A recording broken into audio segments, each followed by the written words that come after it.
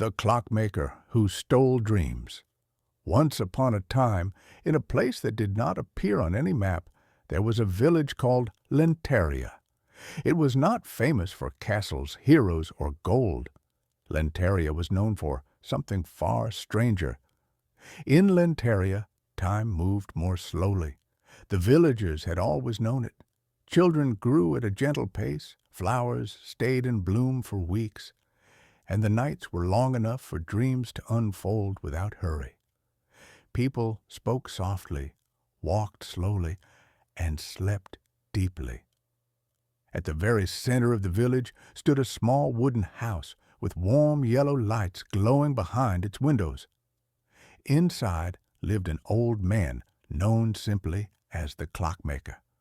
No one remembered his real name. The clockmaker repaired watches, pendulums, and hourglasses, but he never sold them.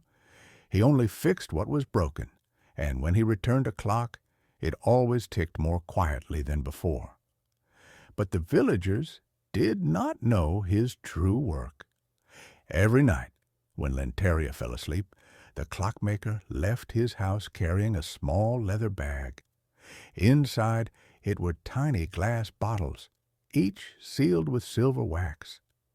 He walked through the silent streets and gently opened windows that were never locked. From the sleeping minds of the villagers, he collected something invisible and precious. Dreams. Not all dreams, only the heavy ones, the ones filled with fear, sadness, or restlessness. He carefully gathered them, sealed them in bottles, and carried them back home before dawn. Because of him, Lenteria slept peacefully. One night, however, something changed. A young girl named Ailyn dreamed a dream so bright and powerful that it woke her up. It was a dream of flying above the village, of stars brushing her fingertips, of laughter echoing in the sky. When the clockmaker reached her window and reached into her dream, the bottle cracked. The dream was too strong. Ailyn woke up and saw him. They stared at each other in silence, the old man with silver hair and kind eyes, and the girl clutching her blanket, heart pounding but not afraid. "You steal dreams?" Ailyn whispered. The clockmaker sighed. "No," he said gently. "I protect sleep." Ailyn followed him the next night.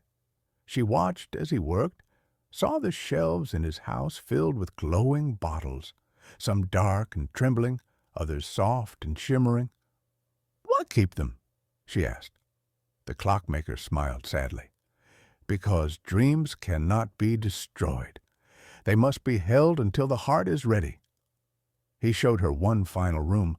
In the center stood a massive clock with no numbers.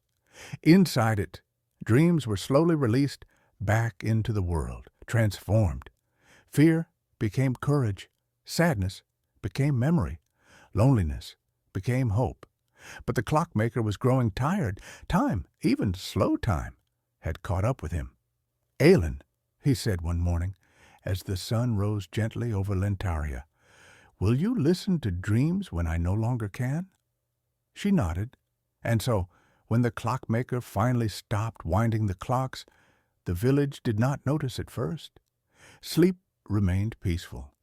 Time stayed slow, because now every night a small light moved through Lenteria, and dreams were safe.